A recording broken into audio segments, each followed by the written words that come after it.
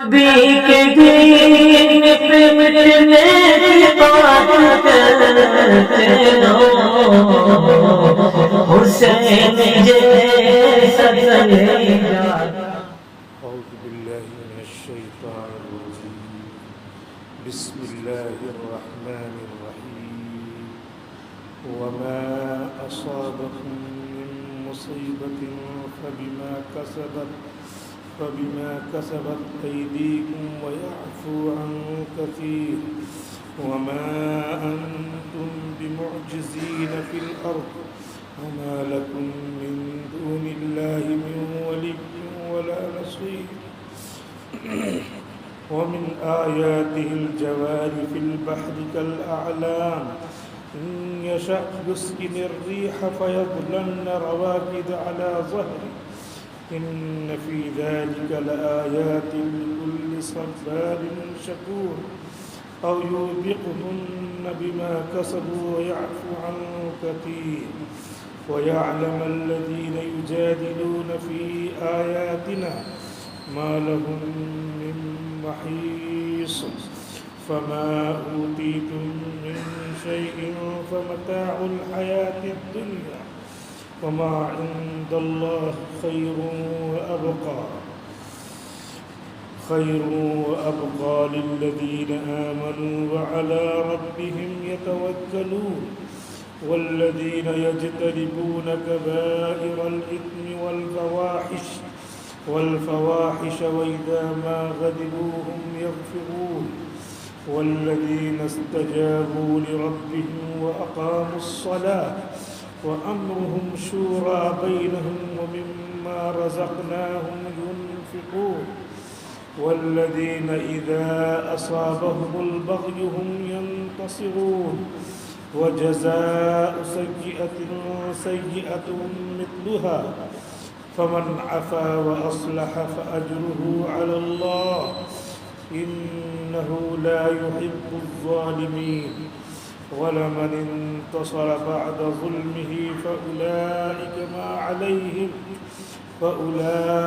ما عليهم من سبيل إنما السبيل على الذين يظلمون الناس ويبغون في الأرض بغير الحق أولئك لهم عذاب أليم ولمن صبر وغفر إن ذلك لمن عزم الأمور ومن يضلل الله فما له من ولي من بعده وترى الظالمين لما رأوا العذاب يقولون هل إلى مرد من سبيل ومن يضلل الله فما له من ولي من بعده اور اللہ جسے گمراہ کر دے تو اس کے لیے اللہ کے سوا کوئی مدد کرنے والا نہیں ہے وَتَرَى الظَّالِمِينَ لَمَّا رَأَوُا الْعَذَابَ يَقُولُونَ اور آپ ظالموں کو دیکھیں گے جب یہ لوگ قیامت کے دن عذاب کو اپنی نظروں سے دیکھ لیں گے تو کہہ رہے ہوں گے حل الی مرد من سبیل کیا دنیا میں لوٹنے کی کوئی سبیل ہے کوئی شکل ہے وَتَرَاهُمْ يُعْرَضُونَ عَلَيْهَا خَاشِعِينَ مِنَ الظُّلْمِ آپ ان کافروں کو دیکھیں گے جہنم پر انہیں پیش کیا جائے گا ان کی نظریں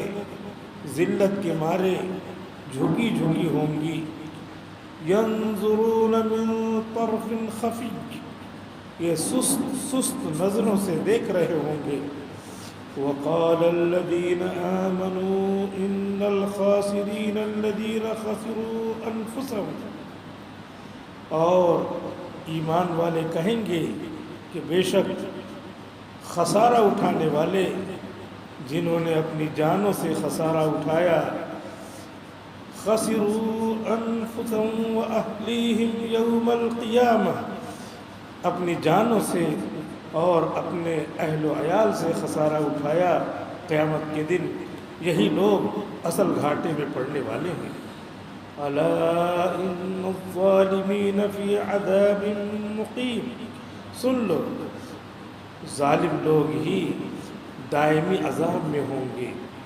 وما كان لهم من اولیاء ينصرونهم من دون اللہ، اور ان لوگوں کے لیے اللہ کو چھوڑ کر کوئی مدد کرنے والا نہیں ہوگا جو مدد کے لیے ہاتھ بڑھائے.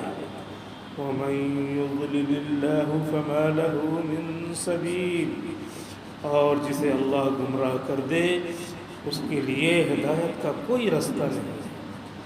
استجیبوا لربکم من قبل ان یاتی یوم لا مرد له من اللہ، اپنے پروردگار کا حکم مانو، اس کی باتوں پر لبیک کہو قبل اس کے کہ وہ دن آئے، قیامت کا دن، اللہ کی طرف سے جس کو لوٹایا نہیں جا سکتا. ما لکم من ملجأ یومئذ وما لکم من نکیر، تمہارے لیے اس دن کوئی ٹھکانہ نہیں ہوگا اور تمہارے لیے تمہاری طرف سے کوئی انکار کرنے والا نہیں ہوگا. وَإِنْ أَعْرَضُوا فَمَا أَرْسَلْنَاكَ عَلَيْهِمْ حَفِيظًا، تو اگر یہ لوگ اعراض کریں تو ہم نے آپ کو ان پر نگراں بنا کر نہیں بھیجا ہے.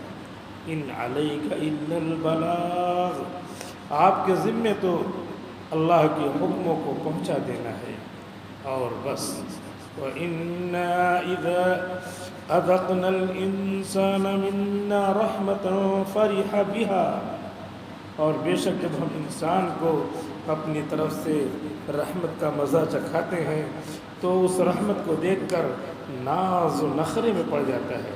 وَإِن تُصِبْهُمْ سَيِّئَةٌ بِمَا قَدَّمَتْ أَيْدِيهِمْ، اور اگر ان لوگوں کو مصیبت پہنچتی ہے ان کے اعمال کی وجہ سے تو ناشکری کرنے لگتے ہیں. فَإِنَّ الْإِنسَانَ كَفُورٌ، تو بے شک انسان ناشکرا ہے. سورۃ الشورى کی یہ تفسیر چل رہی ہے. اللہ رب العزت وَمَن يُضْلِلْ والے 5ویں رکوع میں اس بات کو بیان فرماتے ہیں کہ اللہ تعالیٰ جسے گمراہ کر دے اس کے لیے کوئی مدد کرنے والا نہیں ہے. اللہ تعالیٰ ہدایت کے راستے کو کھولتے ہیں، اور جو آدمی گمراہی کے راستے پہ چلنا چاہتا ہے تو اللہ تعالیٰ نے یہاں امتحان کے لیے چھوٹ دے رکھی ہے. جیسے دنیا کی امتحان میں اگر کوئی آدمی اپنے پیپر میں غلط لکھنا چاہے تو کوئی نگراں اس کا ہاتھ نہیں پکڑ لے گا کہ کیوں تم غلط لکھ رہے ہو، کیوں کوسچن تم رانگ وے میں سالو کر رہے ہو. نہیں، اس کا رزلٹ تو آنا ہی آنا ہے. امتحان لینے کے لیے دونوں آپشنز ہوتے ہیں، دونوں اختیار ہوتے ہیں. صحیح لکھو، غلط لکھو. صحیح لکھو گے تو اس کا نتیجہ بہتر ہوگا، غلط لکھو گے تو اس کا نتیجہ بہتر ہوگا. غلط لکھنے کے لیے بھی تمہارے پاس قلم ہے، تمہارے پاس قوت ہے، تمہارے پاس پیپر ہے، وہ لکھو، نتیجہ تم کو ملے گا. اب غلط لکھنے کے لیے ہاتھ پکڑ کر کے روک لینا کہیں دنیا میں نہیں ہوتا. تو اسی بات کو یہ کہتے ہیں کہ جب آدمی غلط راستے پہ چلنا چاہے، چوری کے راستے پہ چلنا چاہتا ہے، جھوٹ کے راستے پہ چلنا چاہتا ہے، رشوت کے راستے پہ چلنا چاہتا ہے، خیانت اور دغا بازی کے راستے پہ چلنا چاہتا ہے، تو اللہ تعالیٰ نے بتلا دیا ہے کہ اس راستے کا رزلٹ صحیح نہیں ہے، لیکن ہاتھ پکڑ کے نہیں روکے گا. تو اب اسی مضمون کو اللہ تعالیٰ کہتے ہیں کہ جس آدمی کو ہم نے اختیار دیا پھر بھی غلط راستے پہ چل رہا ہے تو اللہ ہی نے قوت و طاقت دی ہے، تو اس طاقت و قوت کو غلط استعمال کر رہا ہے. تو اللہ تعالیٰ کہہ رہے ہیں کہ اب اس کا کون حمایتی مددگار ہوگا؟ جو اپنے پیر پر خود ہی کلہاڑی مارے تو اس کا کوئی مددگار نہیں ہوگا. لہٰذا وقت آنے سے پہلے اسے چاہیے کہ سیدھا راستہ اختیار کرے، گمراہی کے راستے کے بجائے سیدھے راستے پہ چلے۔ بار بار اللہ کے بندے، اللہ کے نبیوں نے، اللہ کے نبیوں کے وارثوں نے یہ تنبیہ کی ہے کہ دیکھو جنت کا راستہ بالکل سیدھا ہے۔ ہر نماز میں تم پڑھتے ہو اہدنا الصراط المستقیم، اے اللہ مجھے سیدھا راستہ بتلانا، اور اللہ نے وہ دعا قبول کی ہے، تبھی تم 60 سال کے، 50 سال کے، 25 سال کے ہو گئے ہو اور نماز پڑھنے آتے ہو۔ یہی سیدھا راستہ ہے۔ روزہ رکھتے ہو، یہی سیدھا راستہ ہے۔ قربانی کا موقع آتا ہے، قربانی کرتے ہو، یہی سیدھا راستہ ہے۔ اور تمہاری نمازیں چھوٹی ہوئی ہیں، تم اپنی نمازوں کو قضا کرتے ہو، تو جو تم دعا کرتے ہو اہدنا الصراط المستقیم، اے اللہ ہم کو سیدھا راستہ بتلانا، تو اللہ اس کو قبول کر چکا ہے، کر لیا ہے، اسی لیے تم کو اپنی طرف بلا رہا ہے۔ تم نمازیں جو قضا کر رہے ہو اور تم اللہ کی چھوٹی ہوئی عبادتوں کو، اللہ کے چھوٹے ہوئی اور توڑے ہوئے حکموں کو پھر سے جو ہے جوڑ رہے ہو، بجا لا رہے ہو، یہ سیدھا راستہ جو دعا تم نے کیا ہے اس کو اللہ نے قبول کیا ہے۔ ہر سال قربانیاں کرتے ہو، ہر سال روزے رکھتے ہو، اور وقت پر جو نماز پڑھ لیتے ہو، یہ اللہ تعالیٰ نے تمہاری دعا قبول کی ہے۔ مزید یہ ہے کہ کہیں شیطان بہکا نہ دے، کہیں شیطان کے بہکاوے میں آ کر کے آدمی ایک لخت بدل نہ جائے، کیونکہ ایسا دیکھا گیا ہے، ایک لخت بدل گیا، 1 مہینہ 2 مہینے میں پورا دین چھوڑ دیا اور اچانک اس کی موت آ گئی۔ اب یہاں سے جا رہا ہے تو اللہ کے حکم کو توڑ کے جا رہا ہے۔ اس لیے ڈرتے ڈرتے اللہ کے حکموں کو کرنا ہے، اللہ کے حکموں کو کرتے کرتے ڈرتے رہنا ہے۔ نمازیں بہت سارے اللہ کے بندے قضا کر رہے ہیں۔ قضا کے سلسلے میں ایک مسئلہ یاد رکھنا چاہیے کہ 24 گھنٹے، دن بھر کے جو 24 گھنٹے ہیں، تو ان 24 گھنٹے میں 3 وقت چھوڑ کر کے کسی بھی وقت قضا نماز پڑھی جا سکتی ہے۔ 3 وقت کیا؟ سورج نکل رہا ہو، طلوع آفتاب، تو اس وقت کوئی نماز نہیں پڑھ سکتی، قضا نماز، ادا نماز، نفل نماز کوئی نہیں پڑھ سکتی۔ اور جب سورج ڈوب رہا ہو تو ڈوبنے کے وقت، طلوع آفتاب، غروب آفتاب، یہ 2 وقت ہو گیا۔ اور ایک ٹھیک دوپہر، جس کو کہتے ہیں فقہ کی زبان میں استواء شمس، ٹھیک دوپہر کے وقت۔ اس کے بعد جیسے ہی سورج ڈھلے گا تو اس کو کہتے ہیں زوال، تو زوال کے وقت ظہر شروع ہو جائے گی۔ زوال سے پہلے پہلے اسی کو زوال بول دیا جاتا ہے، ارے ابھی زوال ہے، یعنی وہ زوال کہنے کا مطلب یہ کہ ابھی ٹھیک دوپہر ہے۔ تو یہ ٹھیک دوپہر، طلوع شمس اور غروب شمس، ان تینوں وقتوں کے علاوہ تمام وقتوں میں کیا کر سکتے ہیں؟ ہم قضا نماز پڑھ سکتے ہیں۔ چنانچہ عصر کے بعد جو ٹائم رہتا ہے تو نفل نماز پڑھنا منع ہے، لیکن قضا نماز کوئی پڑھنا چاہے تو عصر کے بعد جو پورا ٹائم ہے غروب آفتاب تک، اس سے پہلے پہلے پورے ٹائم میں قضا نماز وہ پڑھ سکتا ہے۔ لیکن حکم یہ ہے کہ جس آدمی کی نماز قضا ہوئی ہے تو وہی جانتا ہے اور اللہ جانتا ہے، اور کوئی نہیں جانتا۔ تو اگر عصر کے بعد کوئی قضا کرے گا تو اگر کوئی مسئلہ جانتا ہے، دوسرے لوگ مسئلہ جانتے ہیں دیکھنے والے، تو وہ سمجھیں گے کہ ہاں یہ قضا نماز پڑھ رہا ہے، تو گویا کہ وہ ایک طرح سے اعلان کر رہا کہ میری نماز چھوٹی ہے، میں قضا کرنے جا رہا ہوں۔ تو جس عیب کو اللہ نے چھپا رکھا ہے اس عیب کو اوپن کر رہا ہے۔ تو اسی لیے فقہا نے لکھا ہے کہ کوشش یہ کرے کہ اگر عصر کے بعد اس کو قضا نماز پڑھنی ہے تو سب کے سامنے نہ پڑھے، تھوڑا سا چھپ کر پڑھے، جس عیب کو اللہ نے چھپا رکھا ہے۔ تو لکھا ہے کتابوں میں کہ اللہ کی ذات سے امید ہے کہ اس کو قیامت کے دن بھی، محشر کے میدان میں بھی اللہ تعالیٰ چھپائے رکھے۔ گناہ ہے اور لوگوں کی نظروں سے چھپا ہوا ہے، تو اس کو اوپن نہیں کرنا چاہیے، اس کو واشکاف نہیں کرنا چاہیے، سب کے سامنے اعلان نہیں کرنا چاہیے۔ اسی لیے فقہا نے لکھا ہے کہ اس کو پھر عصر کی نماز ہوئی، اس کے بعد آپ قضا کرنے جا رہے ہیں، قضا کر لیا، مسئلہ تو ہے ہی ہے۔ ایک آدمی کہہ رہا ہے کہ اس وقت سب مت قضا کرو، یا نہیں کچھ بولا، سب لوگ دیکھ رہے ہیں کہ وہ قضا پڑھ رہا ہوگا، تو سب کے سامنے یہ ہو گیا کہ بہت ساری نمازیں اس نے چھوڑ رکھی ہیں۔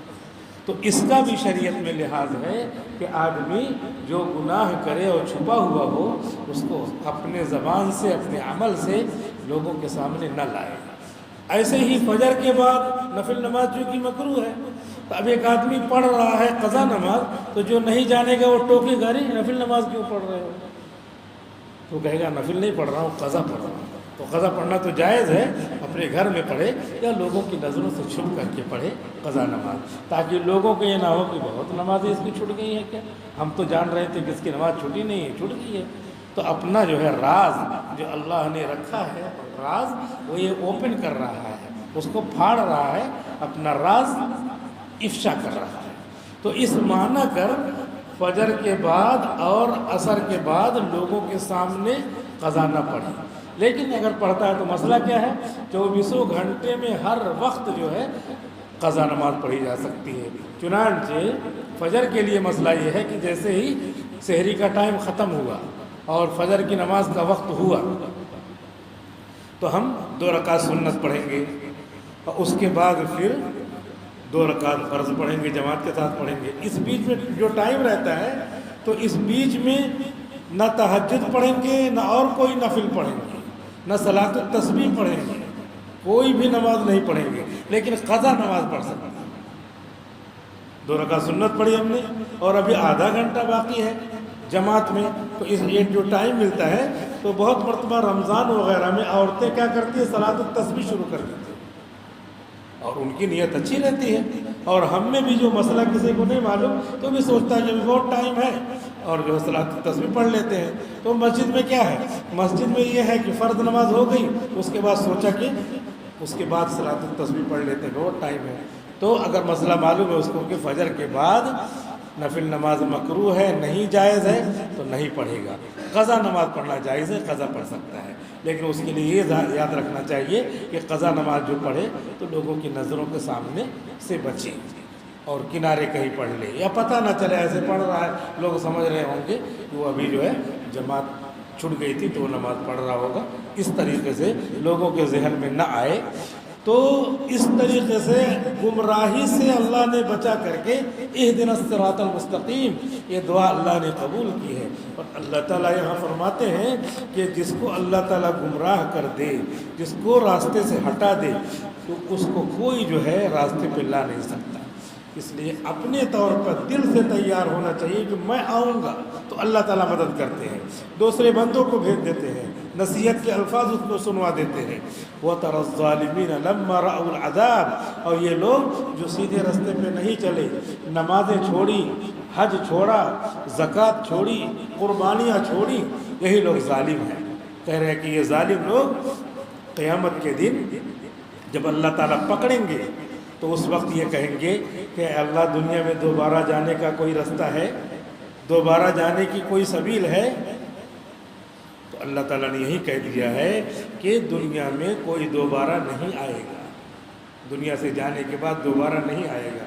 یہیں پر ایک جو ہے عقیدہ ہم لوگوں کا ہے، وہ عقیدہ غلط ہے، وہ صاف کر لینا چاہیے. وہ عقیدہ یہ ہے کہ مرنا کس کو کہتے ہیں؟ روح کا بدن سے نکل جانا، اسی کا نام مرنا ہے. تو روح جب دنیا سے چلی گئی تو دوبارہ زندہ تو ہوگا نہیں. تو زندہ ہونے کا مطلب ہے کہ دوبارہ روح بدن میں آئے، دوبارہ روح دنیا میں آئے. تو یہاں قرآن میں اللہ تعالیٰ کہہ رہے ہیں کہ دوبارہ روح دنیا میں نہیں آ سکتی. اب بہت سارے لوگ ایسا سمجھتے ہیں کہ فلاں آدمی کا انتقال ہو گیا اور یہاں پہ بندر کی شکل میں اس کی روح آ رہی ہے، کوے کی شکل میں روح آ رہی ہے، اور جو ہے کھانا مانگ رہی ہے، فلاں کھانا اس کو پسند تھا وہ کھانا کھلاؤ. تو یہ جو عقیدہ رکھ رہے ہیں کہ روح آ رہی ہے، یہ قرآن کریم کے خلاف ہے، اور قرآن کریم کے خلاف عقیدہ رکھنا یہ کفر ہے. قرآن مان رہے ہیں تو جو عقیدہ ہے وہ مانا، اور اس کے خلاف رکھ رہے ہیں تو گویا کہ قرآن نہیں مان رہے ہیں. تو قرآن نہ ماننے والا کیا ہو جائے گا؟ کافر ہو جائے گا. اس وجہ سے بہت خطرناک معاملہ ہے. تو اس طرح کا عقیدہ رکھنا کہ روحیں آتی ہیں دنیا میں اور آ کر کے گھوم پھر کر کے چلی جاتی ہیں. دنیا میں اب روحیں نہیں آنے والی ہیں. دنیا میں دنیا سے جانے کے بعد روحوں کے لیے اللہ نے نظام رکھا ہے. اگر روح صالح تھی، نمازی تھی، لوگوں کا خیال کرنے والی تھی، ہمدرد تھی، تلاوت کرنے والی روح تھی، اور جو ہے ہر طرح سے نیک کام کرتی تھی، برائیوں سے بچتی تھی. تو اس کی جگہ ہے علیین. اللہ تعالیٰ نے اپنی ایک جگہ بنا رکھی ہے، وہاں پہ علیین میں بھیج دیتے ہیں. اور اگر بری روح ہے تو اس کو بھیج دیتے ہیں سجین میں. وما ادراک ما علیون، یہ بھی قرآن میں آیا ہے. وما ادراک ما سجین، سجین بھی قرآن میں آیا ہے. سجین اور علیین دونوں جگہ اللہ نے بتا دی، وہاں پہ چلی جاتی ہے. وہاں سے دنیا میں آنے کا مطلب زندہ ہونا. لہذا دنیا میں جب زندگی نہیں ملنے والی ہے تو روح دوبارہ نہیں لوٹتی ہے. لہذا ہم کو چاہیے کہ اپنے عقیدے کو بھی درست رکھیں اور عمل کو بھی درست رکھیں. عقیدہ جو درست ہوگا اس کے بدلے میں اللہ نے ہمیشہ کی جنت رکھی ہے، اور عمل جو درست ہوگا اس کے بدلے میں اللہ تعالیٰ نے اچھی جنت رکھی ہے، اچھی سے اچھی جنت ملے گی. اسی وجہ سے ہمیشہ ہم کو کام کرتے رہنا ہے، نیک عمل کرتے رہنا ہے. ہر سال بقرعید آتی ہے، قربانی کرنا ہے، کیونکہ اب قربانی جو کرنا ہے یہ ہمارا عمل کی وجہ سے درجہ بلند ہوتا رہے گا. اور وہاں پر کتابوں میں آتا ہے کہ ایک آدمی بالغ ہونے کے بعد سے لے کر کے مرنے تک کوئی گناہ نہ کرے، نیک کام کرتا رہے کرتا رہے کرتا رہے کرتا رہے. مرنے کے بعد جب فیصلہ ہوگا اور اس کو جنت ملے گی تو جنت دیکھے گا اور لوگوں کی بھی جنت دیکھے گا، تو وہ اس وقت خواہش کرے گا کہ کاش کی اور بھی نیک کام کر کے آتا. لیکن اب تو ختم ہو گیا معاملہ، اب دوبارہ دنیا میں واپس نہیں آنا ہے. اس لیے کبھی عمل میں کوتاہی نہیں کرنا چاہیے، اور جو موقع ہو، جیسا موقع ہو، اس کے اعتبار سے اعمال صالحہ کرتے رہنا چاہیے. چنانچہ اب قربانی کا موقع ہے، قربانی کے موقع پر ہم کو زیادہ سے زیادہ قربانیاں پیش کرنی ہیں. ہر وہ آدمی جس کے پاس 52.5 تولہ چاندی کے برابر رقم ہو یا ایسے مال ہو ملا کر کے جو ضرورت اصلیہ سے زائد ہو، اور ان 3 دنوں میں وہ اس کا مالک ہو، تو اس کے اوپر قربانی واجب ہے. تو اس طرح دیکھا جائے تو آدمی کے اوپر 52.5 تولہ چاندی یا اس کے برابر پیسہ، اس کے برابر پیسہ موجود رہتا ہے، اکاؤنٹ میں موجود ہے، یا گھر کے ضرورت سے زائد سامان جو برتن وغیرہ ہوتے ہیں ان کو دیکھ کر کے جوڑا جائے تو 52.5 تولہ چاندی، 1 کلو چاندی جتنے میں ملتی ہے اس کے آدھے کلو سے تھوڑا زیادہ، جو 52.5 تولہ ہے آدھے کلو سے آدھا کلو سے تھوڑا زیادہ جتنے میں چاندی ملتی ہے اتنا ہی نصاب ہے، اتنا ہی پیسہ اگر ہمارے پاس ہے تو ہمارے اوپر قربانی واجب ہے. قربانی واجب ہونے کا مطلب یہ سمجھنا چاہیے، ایک تو ہے قربانی نفل، دوسرے سنت، تیسرے سنت موقدہ، چوتھے واجب. تو واجب کا ثواب سب سے زیادہ بڑھا ہوا ہے، اس کو اپنے اوپر ٹیکس نہیں سمجھنا چاہیے. ہم کو یہ سمجھنا چاہیے کہ بہت زیادہ ثواب ہے. بغیر واجب ہوئے بھی قربانیاں کر لینا چاہیے، اور واجب ہے تو کرنا ہے، اور کرنے کے ساتھ ساتھ ثواب بھی بہت زیادہ ہے. اور نہیں کرنے میں کیا ہے؟ نہیں کرنے میں گناہ ہے. واجب ہونے کا مطلب یہ ہے کہ ترک واجب پر گناہ ہوتا ہے، اور واجب نہیں ہے تو چھوڑنے پر گناہ نہیں ہوتا اور کرنے پر ثواب ہوتا ہے. اللہ رب العزت فرما رہے ہیں وَتَرَاهُمْ يُعْرَضُونَ عَلَيْهَا، جو لوگ دنیا میں کفر کر کے گئے اور نیک کام کر کے نہیں گئے، اللہ تعالیٰ ان کو جہنم پر پیش کریں گے. یہ دیکھو سامنے جہنم ہے، اسی میں تم کو جانا ہے. تو مارے شرف کے، ذلت کے مارے نظر نیچے کر لیں گے، اور ان کو جانا ہے جیسے جانور کو ذبح کرنا ہو اور اسے پتہ چل جائے تو سست نظروں سے دیکھتا ہے کہ اب تو مجھے ذبح کے گھاٹ اترنا ہے، قتل کے مرنے کے گھاٹ اترنا ہے. تو اسی طریقے سے وہ آدمی سست نظروں سے دیکھے گا. ينظرون من طرف خفی، سست نظروں سے دیکھے گا کہ اب تو جانا ہی جانا ہے. لیکن یہاں پہ جانور ذبح ہو گیا، ختم ہو گیا، اور وہاں پر انسان کو، کافر انسان کو، مشرک انسان کو پکڑ کر کے ڈال دیا جائے گا. فَيُؤْخَذُ بِالنَّوَاصِي وَالْأَقْدَامِ، یہاں پیشانی کے بال کو اور قدم کو پکڑ کر کے فرشتے فرشتے اٹھا کر کے اس کو ڈال دیں گے، کیونکہ وہاں سے بھاگنا چاہے گا لیکن بے شمار فرشتے ہوں گے پکڑ کر کے اس کو ڈال دیں گے۔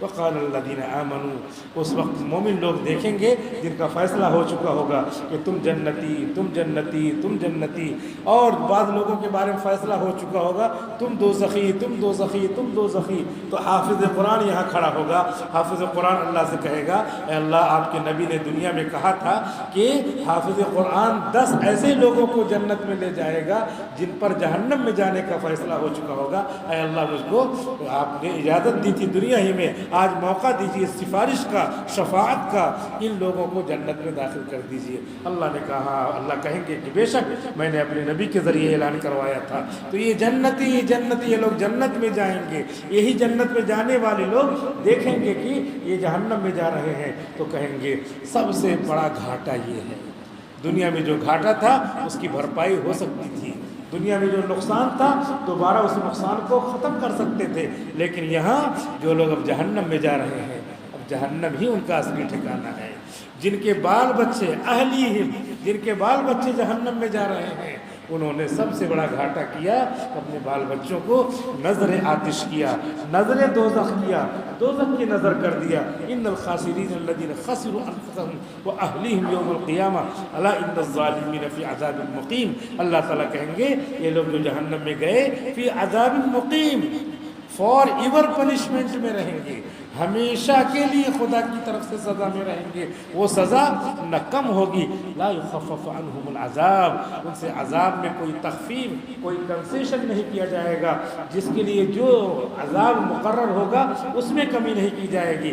یہ الگ ہوگا کہ بعض کافر سرغنہ ہوں گے، ان کے لیے سادہ سخت عذاب ہوگا، بعض کافر تھوڑا سا کم درجے کے ہوں گے تو ان کے لیے تھوڑا سا کم ہوگا، جو مقرر ہے سزا اس سزا میں کوئی تخفیف نہیں ہوگی۔ اس لیے کوئی یہ دماغ میں یہ آبجیکشن نہ رہے کہ حضرت خواجہ ابو طالب کو تو سب سے ہلکا عذاب ہوگا، اور وہ بھی ہلکا کیا ہوگا، ان کے تلوے کے نیچے آگ جلے گی، اور آگ جلے گی تو یہ دماغ کھولے گا۔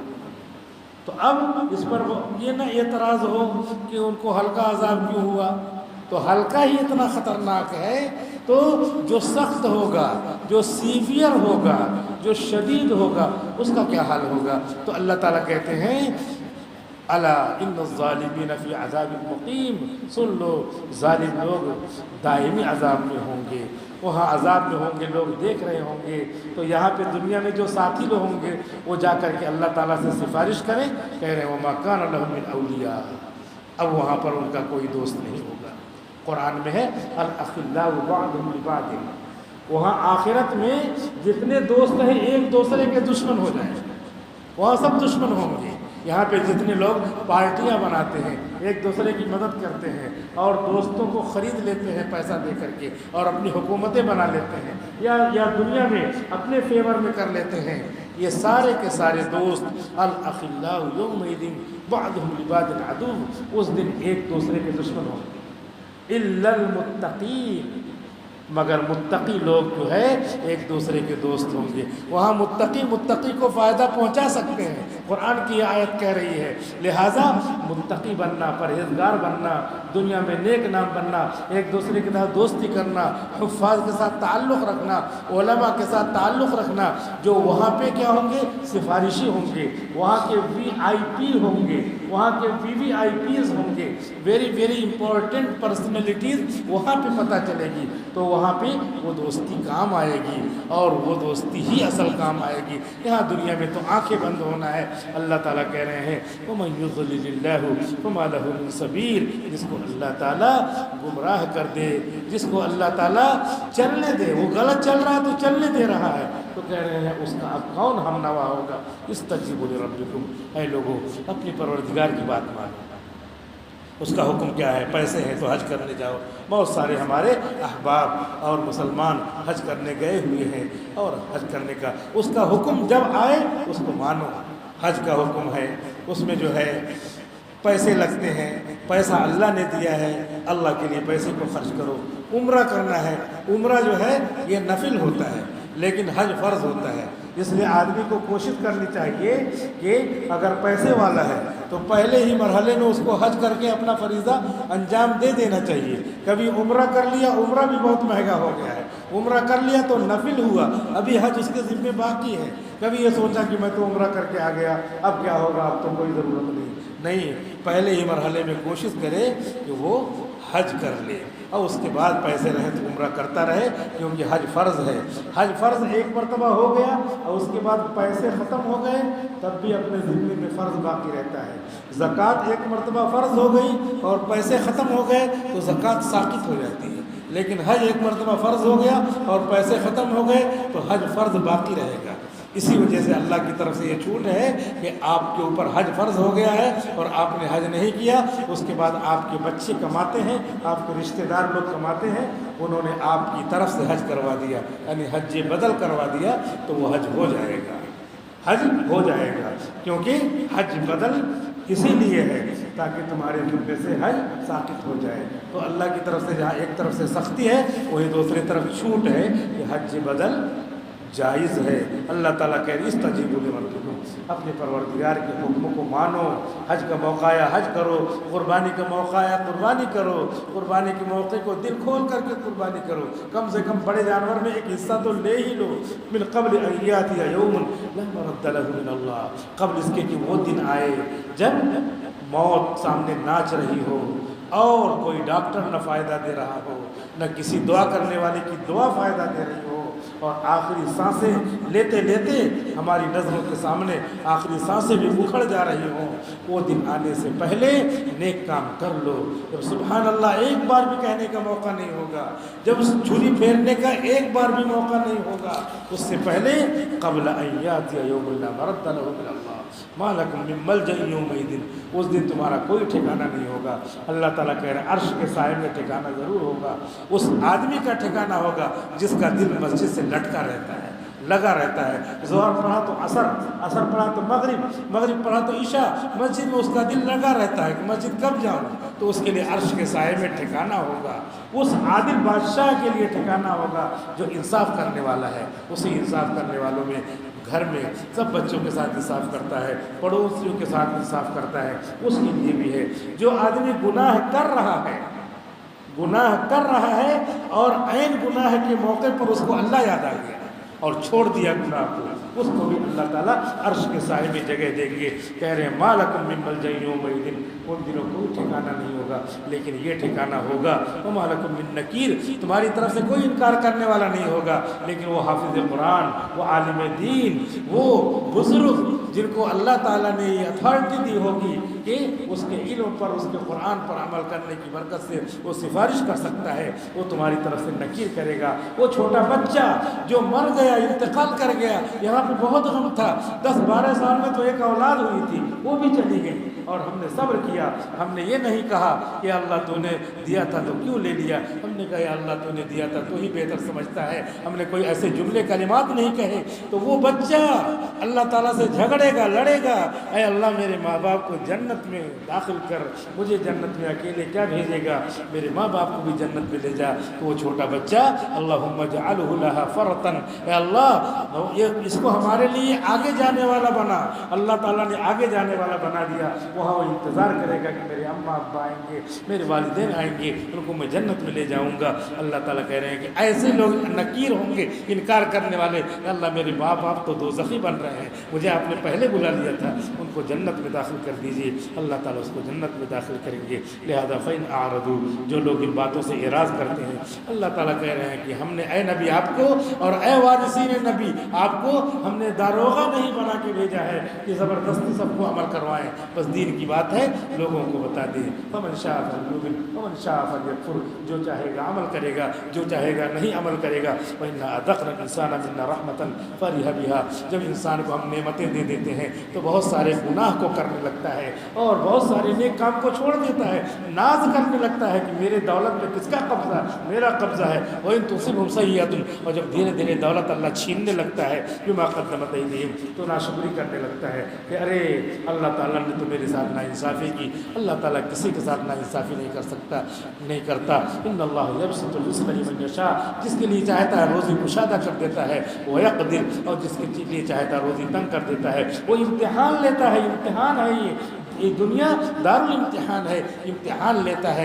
امتحان میں دونوں طرح کے کوشچن آتے ہیں. تو خراب کوشچن آئے تو یہ مطلب نہیں ہے تم نے تیاری نہیں کی، اس نے ظلم نہیں کیا کہ یہ کون کون سا کوشچن بھر دیا ہے. نہیں، تم کو آتا ہے تو لکھو، تم کو نہیں آتا ہے تو تم جانو پہلے تم نے کیوں نہیں تیاری کی. فإن الإنسان کفور انسان ناشکرا ہو جاتا ہے کہ اللہ تعالیٰ نے میرے ساتھ تو ناانصافی کی. اللہ تعالیٰ کسی کے ساتھ ناانصافی نہیں کرتا. وہ وقت آنے سے پہلے، آنکھیں بند ہونے سے پہلے ہمیں یہ چھوٹے چھوٹے اور بڑے بڑے نیک کام کرتے رہنا چاہیے اور تسبیحات کا معمول بنانا چاہیے کہ ہم صبح شام 100 مرتبہ درود شریف اور 100 مرتبہ کلمہ توحید اور 100 مرتبہ تیسرا کلمہ پڑھنے کا معمول بنائیں. صبح بھی بنائیں، شام کو بنائیں. آنکھیں کم بند ہو جائیں گی پتہ نہیں. آنکھیں بند ہونے سے پہلے اللہ رب العزت ہم سب کو یہ نیکیاں کرنے کی توفیق عطا فرمائے اور اللہ تعالیٰ ملک میں امن و امان پیدا فرمائے اور عدل کی انصاف کی حکومت عطا فرمائے. وآخر دعوانا الحمد للہ رب العالمین.